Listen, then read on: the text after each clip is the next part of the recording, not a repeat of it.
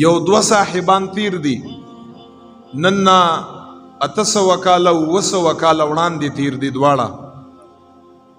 یو دی علامه ابن جوزی رحمت الله تعالی علیه، غوث پاک رضی الله تعالی عنہ د زمانه صاحب او سړی دی. هغه سره ملاقاتونه شوي دي. هغه تبا په درس کې کېناسته علامه ابن جوزی په خپل انده غوث پاک رحمت الله تعالی علیه ته، او د مبارک فرمایي چې کوم علمی سطح او معیار د په خپل هم ډیر لوی عالم تیر دی، ډیر لوی عالم دی، مفسر هم دی، محدث هم دی، لوی صاحب دی علامه ابن جوزی رحمت الله دی. دی چې فرمایي غوث پاک مبارک علمی معیار او سطح چې کومه وه په هغې وخت کې دا رب لا یزال هیڅ علم ناور کړی، داسې علمی معیار یو د مبارک فرمایي په یو آیات کې مال 12 تفسیرونه راتله، وضاحتونه راتله 12، خو اومغه آیات ما غوث پاک رحمت الله تعالی علیه نه په یو درس کې واورېده، 40 تفسیرونه یې د هغې آیات وکړه دی مبارک ابن جوزی فرمایي 40. او بیا یې څو فرمایل چې الان نرجع من القال الى الحال، دی چې بیا 40 تفسیرونه غوث پاک وکړه. علامه ابن جوزی لیکلی دی چې بیا غوث پاک او فرمایل چې الان نرجع من القال الى الحال،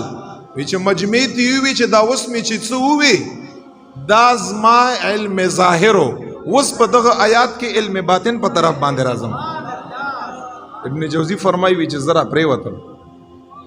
چې خدای پاکه په دې آیات کې به غوث پاک مبارک د علم باطن څه وی،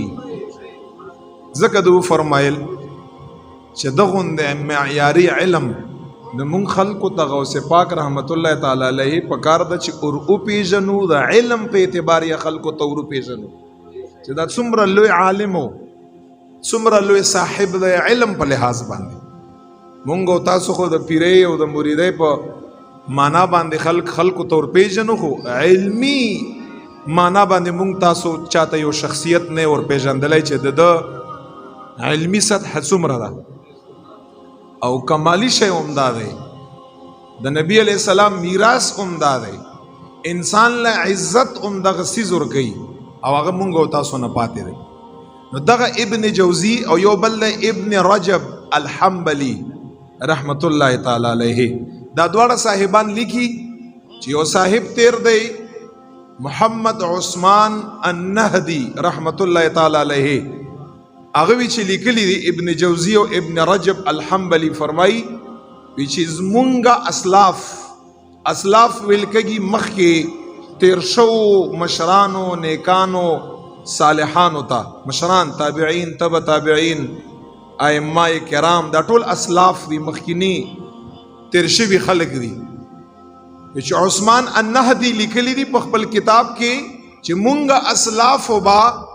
د 3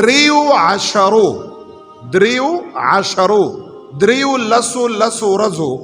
هغه بیا انتهایی احترام کو او هغه بیا په عبادت باندې ډکولې، عبادت بیا ډیر پکې. یو 10 اخیرنۍ 10 د رمضان کریم وا، یو 10 اولنۍ 10 د ذوالحجې دا کومه چې روانه ده، او یو 10 اولنۍ 10 د محرم الحرام میاشتې د عاشورې میاشتې وی. دا 3 10 زمونږ اسلافو مشرانو معمولو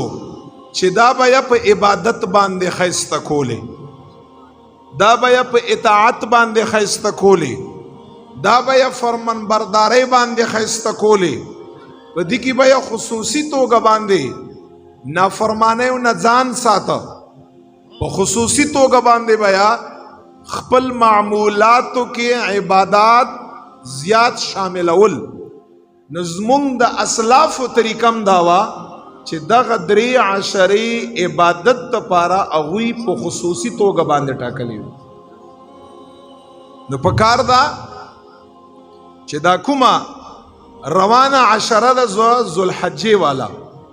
نن د هغې څلورمه ورځ ده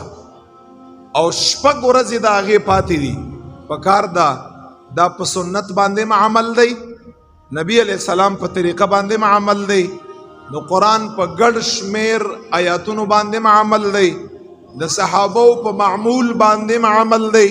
او څنګه چې عثمان صاحب النهدی رحمت الله تعالی علیه فرمایلی دی چې زمونږ د اسلافو په نقش قدم باندې عمل دی، دا وی په تک باندې تک دی چې کوم خلق